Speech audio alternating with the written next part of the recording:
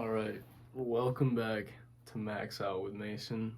It's been a long time, as you can see by the hair. The blonde is gone. It's probably been like what, 2 months, 1 month, 2 months, maybe three since I made a podcast. Um, but man, I'm doing so much better since the last time I made one. Actually, the last podcast I uploaded, I didn't upload the video. I just uploaded the audio. You can listen to that. It's a 17-year-old's views on consciousness, and I have like a lisp in that video because it was actually like it was like 5 days to a week after a surgery that I had. I had a ranula. You can see it in my older videos. I had a ranula. Um, it was basically like a bump that came out from under my chin. It was like a sac filled with saliva, and you can see it in my other videos. And I had to have a doctor go in and remove it, and it was a very painful week. But I learned a lot in that week. I had a lot of time to sit down and reflect. A lot of the time was spent on painkillers, listening to music, and watching ramen cooking YouTube videos.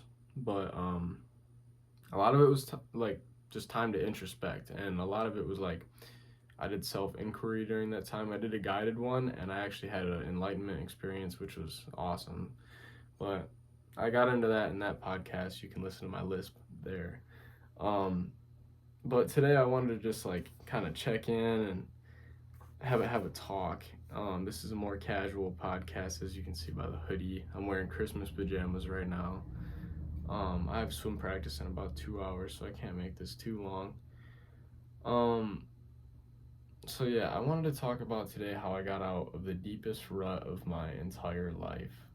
So I'd say like probably 2 months ago now was one and a half to 2 months ago was when it was the worst, at its worst point, but it flipped upside down completely at one point. It was probably like a month and a half ago is when it really flipped, and I'll dive into the details of all that. But I wanna just talk about the last 2 years and how it's been up and down, blah blah blah. So I've been on this self improvement stuff. I was a hippie 4 years ago. I was like a new age spiritual type person. You can see that through my channel. I learned a lot, but after that it was like ups and downs of philosophy and spirituality and self improvement and like self help and business and getting rich. All these things, all these topics, and there's been so many ups and downs. It's just wild to think about. And really, this last year, it's been the most ups and downs. I started off. I'll say to start off. For the last 2 years, I've been really struggling with nihilism. I've pretty much gotten over it now, but I was really struggling with nihilism.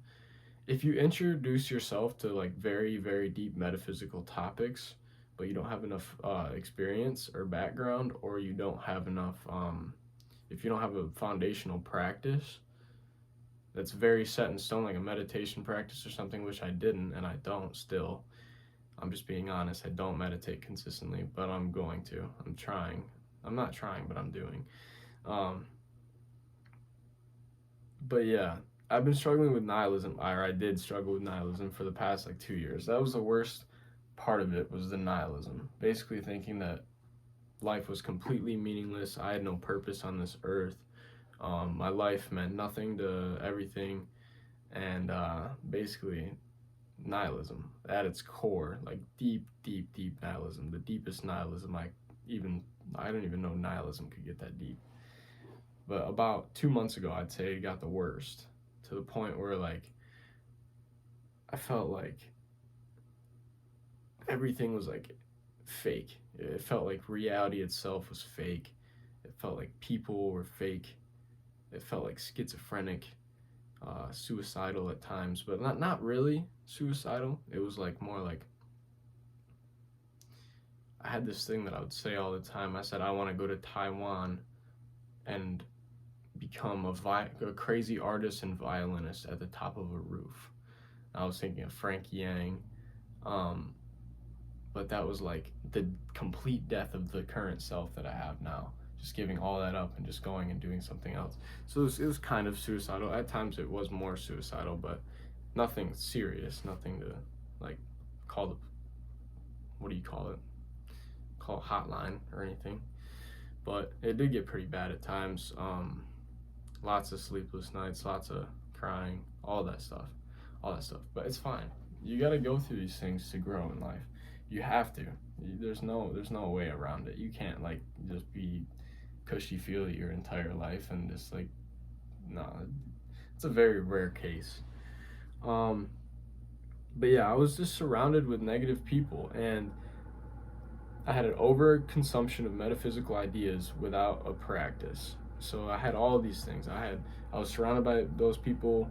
I had negative thoughts combined with that metaphysical stuff. That's a formula for nihilism right there. That is a definite formula for nihilism. So yeah, obviously being in school, being in high school was high stress, very, very high stress situation. You're surrounded by lazy, pleasure-seeking, short-term gratification addicts, basically, all the time, most of your time actually. And but what's the saying? It's like, show me who you surround yourself with, and I'll show you who you're gonna become. Well, it's kind of hard in high school to surround yourself with people that you want to, because you're stuck with all these idiots all day. I changed my perception on that. I'm more individualistic and positive about that now. I used to play victim a lot, and that really played into it. But yeah, I was in a relationship. I got in one earlier in the year. At the start of the summer, I got into a relationship, and it was a good relationship for the time that it did last. It was about 4 months, and it helped at first. Like I felt good at first, because back then I was even nihilistic. Back when I first started, and it helped at first, and I was like, man, life's really starting to look up. But then over time, that codependency, if you don't know what codependency is when both partners rely on each other for their happiness. The girl in the relationship, I'm not going to say any names, but she wasn't very independent in her happiness. It was kind of like me or nothing. And I was kind of the same way, but I didn't act like that, but it was kind of the same thing for me. And the codependency really corrupted the relationship, and I ended the relationship, not on the best terms, but people make mistakes. Stuff like that happens. But yeah, that happened. So the codependency of the relationship kind of was part of, and the breakup were all part of what fed into the worst month, which was really just me completely dissociated from reality and just like in my head 24/7, thinking I'm schizophrenic, blah blah blah blah, all that stuff. It just goes on and on. I could talk for hours about how deeply negative the thoughts were. It was like the deepest existential void, but negative. Like not a good existential void, like a bad one. So yeah, and then at that time, during those months, I neglected myself too. I had bad health, I had bad habits. I wasn't going to the gym. I wasn't eating well. I was actually eating McDonald's most of the time, because with my family situation, it's a good family, but like, my mom doesn't like to cook, and if people are out doing things, then it's like, oh, go get fast food, and then I would just be like, okay, I'm not gonna cook anything. I'm just gonna go grab McDonald's. So I do that like 4 times a week. I was basically torturing myself. I was neglecting my mind. I wasn't reading, meditating, any of that. I was just sitting and thinking all the time, or scrolling or coping or filling the void, as people do. You know, it's just like unnecessary coping, bad habits. I was just not breaking negative thought patterns. I was feeding them, actually. Like, I'd have a thought, like, I'm worthless. I would think something like that, and then I would feed into it, and I would give it reasons, and I would say, yeah, this is why, yeah, I am. Instead of being like, shut up. Instead of telling my mind to shut the fuck up, dude. Because, like, yeah, I would have those thoughts. I would have the thoughts like, oh, I'm not good enough. I'm an imposter, all that type of stuff. And I would feed into them, and I would listen to them. And that's what fed into the worst month, because that's the point where I was identifying with like being a nobody and all that, and it was rough, man. But I eventually got out of it. And the first thing that I did was I recognized that I had hope. I actually wrote something. I said, it's an infinite paradox of hopelessness. The deeper my hopelessness goes, there is still a little bit of hope for hope. And if I lose the hope for hope, I'll lose the hope for the fact that I can have hope for hope. And it'll go even deeper and deeper and deeper, but I'll never lose hope. I wrote something that said that. I said it's an infinite paradox of hope. So that's the first thing. I really realized that there is hope, and I can get better, and I can be happy. And that's really the thing. I provided myself with a vision. I provided myself with an idea. I can be happy. I'm not stuck like this forever. And that was really like awakening, because I really thought that I was going to be like feeling detached and schizophrenic for the rest of my life. And that was not a good feeling. So I gave myself hope, and I told myself things are going to be better. I guarantee it. And if the outside circumstances never get better, I'm going to do it internally. This is my responsibility. I took responsibility for my own self. So I had a realization of meaning creation.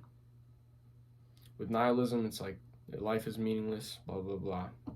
I had a very, very, very deep realization that I create my own meaning within life.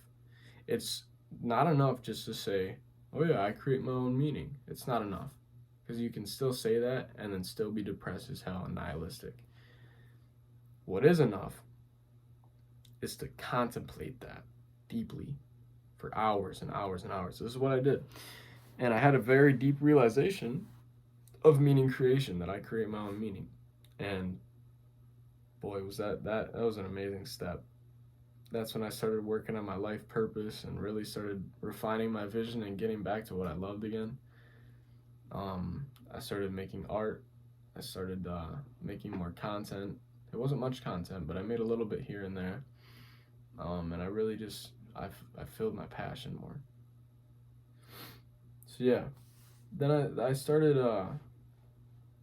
really developing that vision. I actually, one night, or a few nights, when it really started to get better, I sat in my bed over there. I laid in my bed, and I cried, and I let all the emotion out, and I just thought deeply about everything. I let all the emotion out, and I cried, and I talked to life. I said, life, guide me. I need guidance. I need help. And I put my faith in life itself, and I like deepened my connection with life, and that really provided me with more hope, and a vision. And that was beautiful. You need to do that. If you're in a rut, you need to have a conversation with life. I made a video about that. It's called "If You're Struggling, Do This" or something like that, or watch this if you're struggling or something like that. But I started investing in myself and working on my values again. I bought a course. I've been reading more, working on my health way more. My health is so much better. Lifting, cardio, meditating infrequently, but doing it here and there. But reading, definitely. Consuming positive content. Instead of watching people play video games or anything like that, what I was starting to do was I was starting to just like only look up positive and like self-improvement like type things. Like there came a point where I was listening to motivational speeches. And if you get so low to the point where you're not consuming anything positive, start just watching motivational speeches. I know it's corny, but it's just gonna put you in the right mindset. And people say, "Oh, don't watch those. It's just a crutch. Oh, it's just you're just coping." No, if you do that to develop your mindset and to get in the right mind state, and then you just stop using them over time, it's like, yeah, you're good. And I just like from there on, I would just listen to like general self improvement, like podcasts and stuff like that. And then it got to a point where it was like just a balance. I was just balancing, and I was just like not doing too much content consumption at all. And when it is content consumption, it's something to aid me in my passions, to learn, to grow, and to just become a better person. So I really started to fix my values too, instead of valuing more negative things, which I recognize that you can have quote unquote values, and you can say I value this, I value that. Oh, I value self-actualization. What does your life look like? Are you self-actualizing? If you're not, then you don't value it. So you need to shape your life to the values that you want, and then the values become your life. And over time, the values grow and grow and grow. This is what I realized. So I started working on these things, and I started identifying myself as this person that I wanted to be. And over time, I started to become it. I'm much better now. I started valuing action over consumption. So like instead of consuming content all the time, or just like consuming things about my goals, I would actually go and pursue them. One thing I did during the summer, this was actually before the worst of it, but it started to get better when I did it. Um, was discipline with my friend Jesse. We would just like work out and like do all that stuff, and we would be reading, we'd be meditating. We just have these super productive days, and we really started to value action over like just consuming content, and life started to look up from there. Um, Cutting off toxic people, letting go of time with people that are not serving me. That really helped. Also, like just in general, just not talking to people that are negative, or just like talking to them less, or just being around them less, and trying to put the ratio of positivity heard in my day to negativity heard in my day, trying to up the positivity and lower the negativity. That really helped. And then forgiving and accepting anyone who's hurt you in life, anything that you've done yourself. You need to forgive those people, and then you need to accept yourself. That's what I did. I started forgiving everybody. Even just in my head, I would just forgive and forgive and forgive and forgive. Um, and I would accept. I would start to accept myself. Okay, I've been bad these few months. Blah blah. I've been having these thoughts. Accept them. Accept them. Like feel into them, but don't feed into them, and just feel them, and then like basically love them to death. That's what I was doing. And then here we are, pursuing again self-actualization. Let me get a drink of my coffee real quick. This is black coffee. So yeah, pursuing again self-actualization. I've been reading. I've been focusing on developing a meditation habit. I've been lifting consistently. I've been swimming because I'm on the swim team, but it's very hard. I've been doing cardio. I've been making art daily. I've been developing my vision. I actually today, after I woke up at 1 a.m., because yesterday I went to bed at 6 p.m. Don't ask why. It's just like I was very tired from swim season. So I actually woke up at like 2 a.m. today. And I read a little bit, but I also worked on my vision. I journaled. I do gratitude journaling now. Gratitude is a life hack, by the way. You want to be happy, be grateful. Basically, that's the key to happiness right there. If you wake up every single day and you say you're grateful for one thing, you will never be depressed again. That might be a big statement, but at least in my case, it's true. Maybe for people that are more prone to depression, it won't be true. Maybe you need 3 things or something. Not to joke about mental illness. It's very serious, and I've struggled with it, but there's hope. Um, but yeah, the pursuing of self actualization again. I'm reading. I read a whole entire book in 3 days.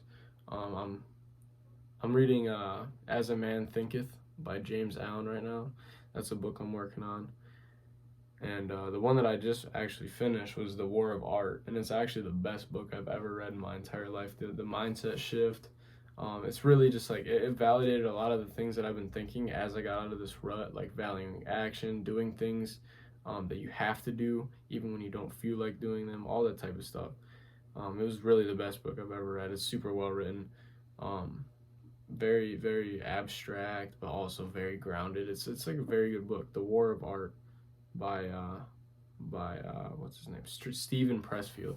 Not The Art of War, the War of Art. So yeah, just been pursuing self-actualization. I've been posting on my Instagram at Expand Mason, my art and stuff like that. And here I am making a podcast. I plan to be writing a lot. Um, that'll probably take place on my website, but I also want to write a book. I'm working on a book called Cultivating Quietude. Basically just about like calm and peace of mind and creativity and flow, stuff like that, those topics. So I'm working on that book, but at the same time, I want to produce consistent writing content. So I'll likely be doing that over on my website, maxoutwithmason.com. And yeah, that's all I really got to say. I just wanted to check in and have a little conversation here. A little something more personal, less professional, less like phony feeling. Um, it feels good to just talk. Feels good to just talk.